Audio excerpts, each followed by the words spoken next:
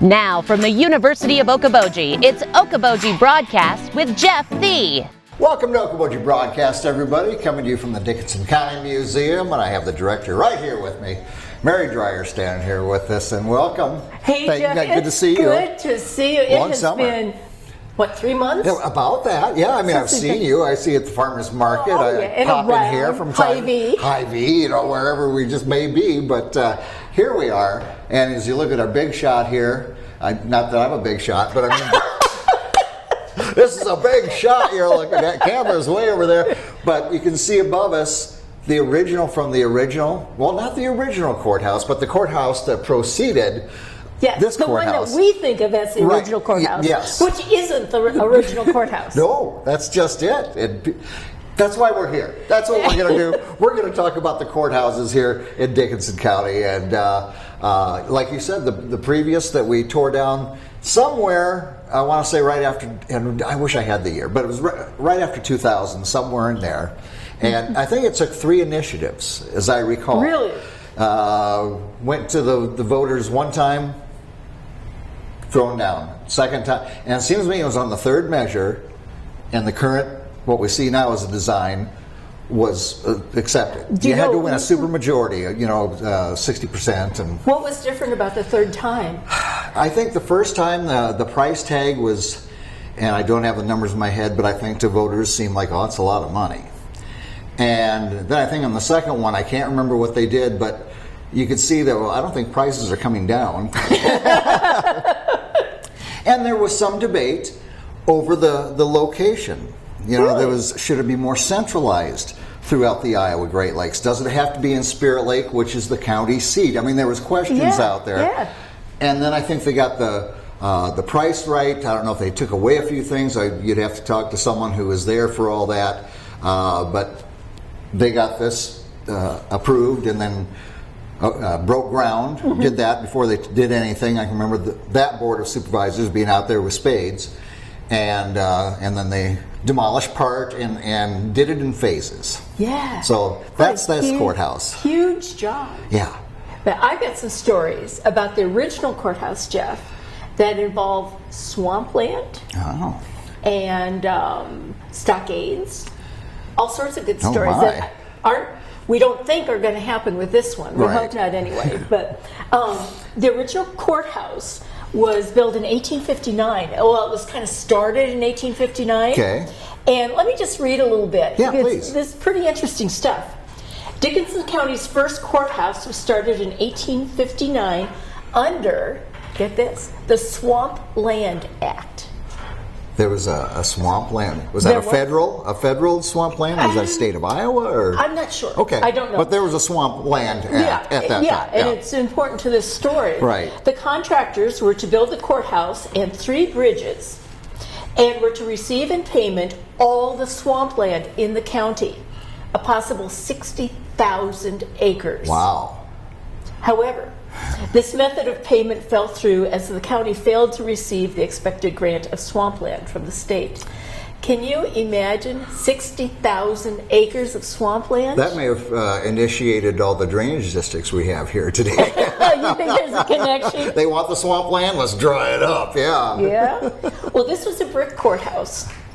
And what's interesting is that the bricks for the building were burned in a kiln on the isthmus between Spirit Lake and East Okoboji. So local material. Local material. Yeah. Local clay was used, and the bricks were rated not just merely adequate, they were rated superior. Oh my.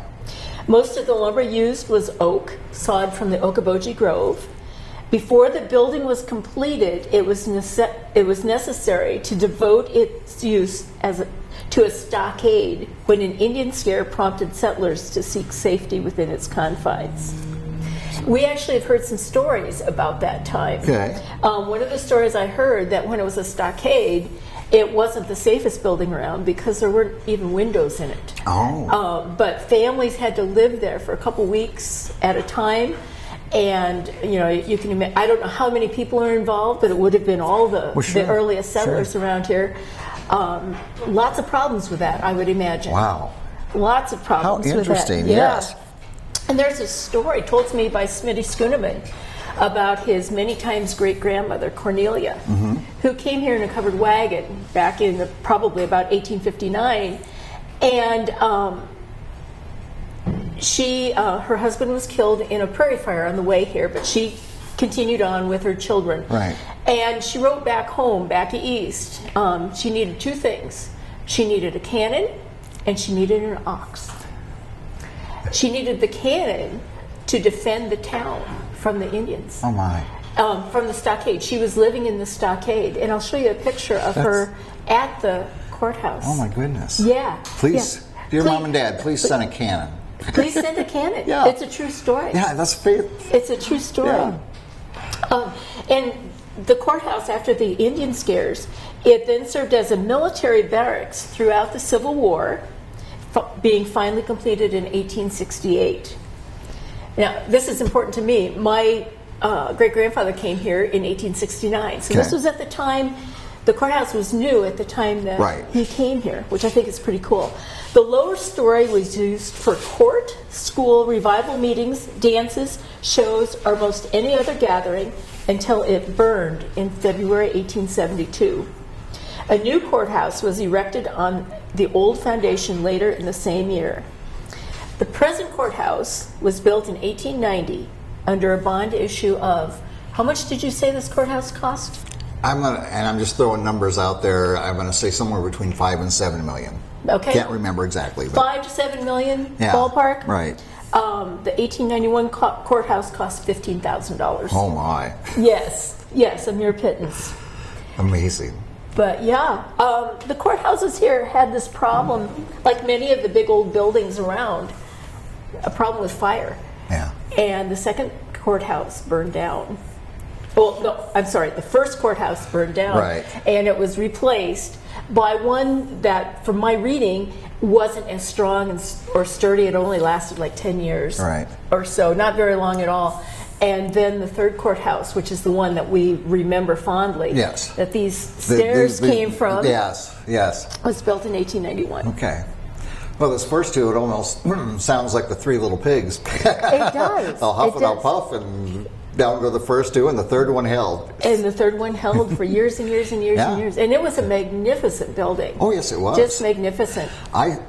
You've probably got pictures of before they did the yellow paint on the outside, when it was just the original brick. You know, they had that. Oh, yeah, like there. Yeah, the one behind us that I didn't look at. Good going, Jeff. This is just like being at home. Jeff, didn't you notice? No, I did not.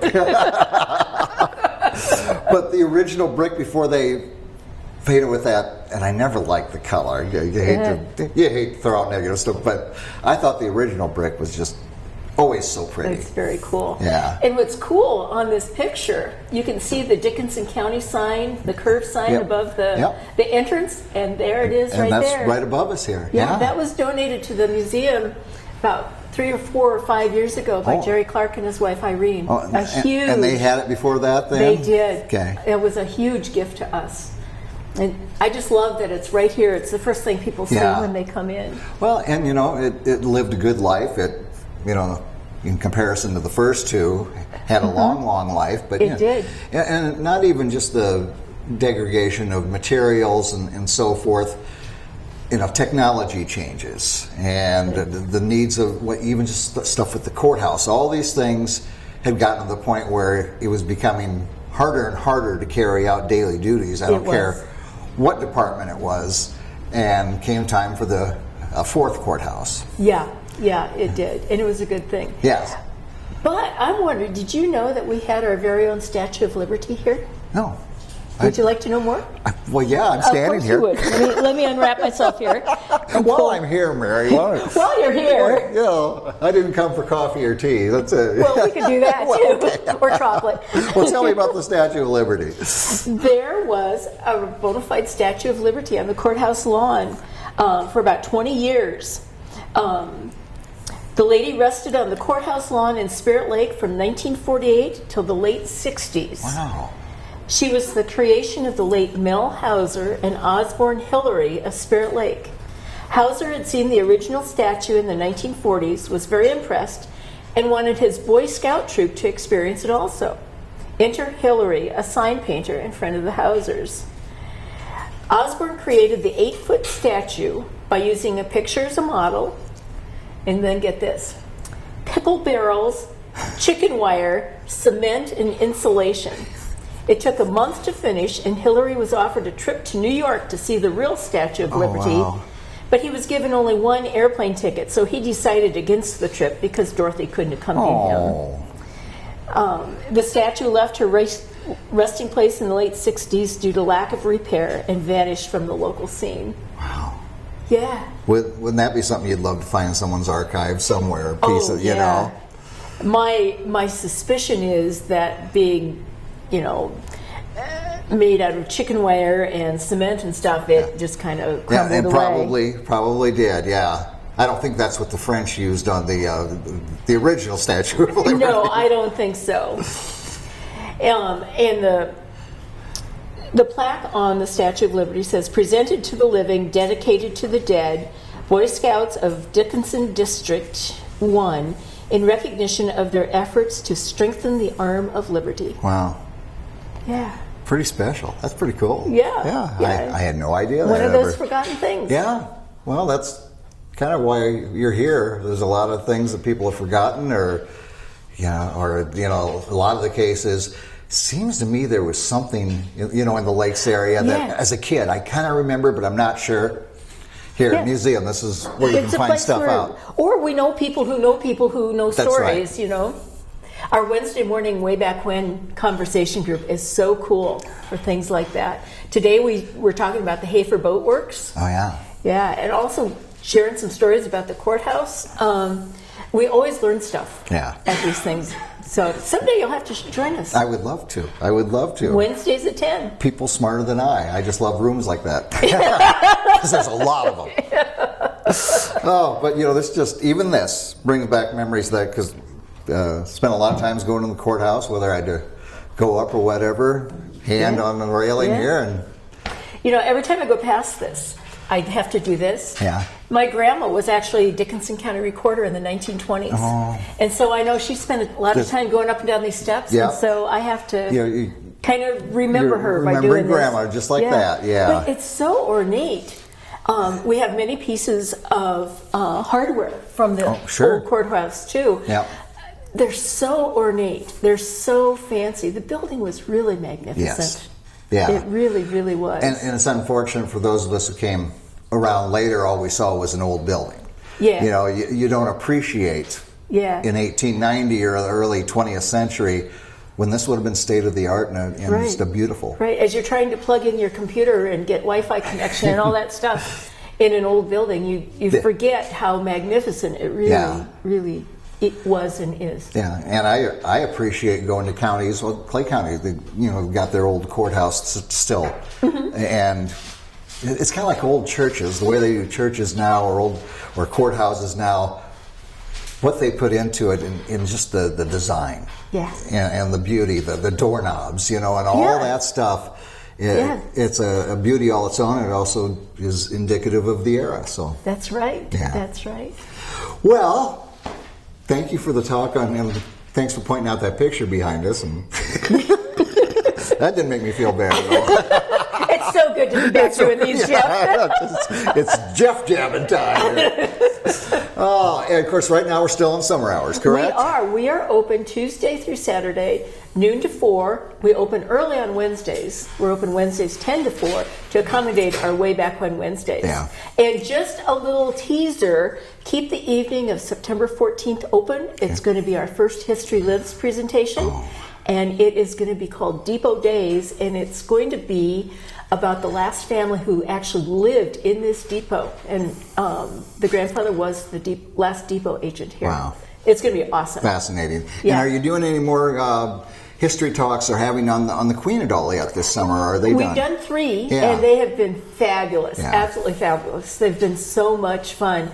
But I think we're done for this year. Unless we get asked again. I mean, I'd love to do it more. We still got lots of summer may be coming to an end, but there's still a lot of nice weather along the way, and the Queen will be out there. So opportunity can arise. All right. Exactly. Well, Mary Dreier, as always, thank you for joining us. It's always fun, Jeff. Yeah, it was always a pleasure. Mary Dreier, Dickinson County Museum, where history comes alive. We want to thank Mary for joining us. We thank you for watching us right here on Okoboji Broadcast. Okoboji Broadcast from the studios at historic Arnold's Park Amusement Park is brought to you in part by the Scott Troutman State Farm Agency in Spirit Lake, Quest Wealth Management, a financial advisory practice of Ameriprise Financial Services, advisor Jan Spielman, AJ Spielman, and Erica Wachholz. The headquarters of the University of Okoboji is at the Three Sons, open Monday through Saturday 10 to 5 and Sunday from 10 to 4. Bank Midwest, dream big, plan wisely, live well. Lakes Regional Healthcare and Avera Partner. Ruthven Locker at the Lake, where carnivores are welcome on Hill Avenue in Spirit Lake. Beck Engineering in Spirit Lake. Be Radiant Laser Skin Studio in the Okoboji Plaza in Okoboji.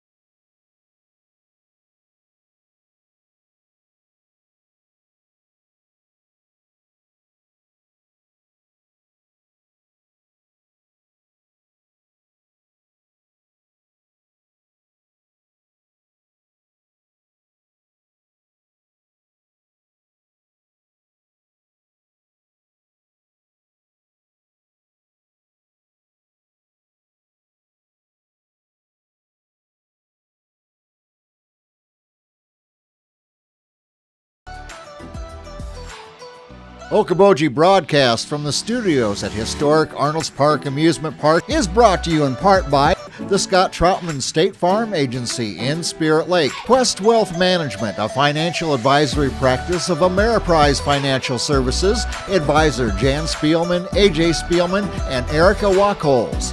Ducky's Marine and Motorsports Repair in Spirit Lake. Bank Midwest, dream big, plan wisely, live well.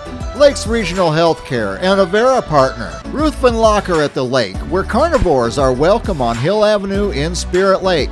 Beck Engineering in Spirit Lake. Be Radiant Laser Skin Studio in the Okoboji Plaza in Okoboji.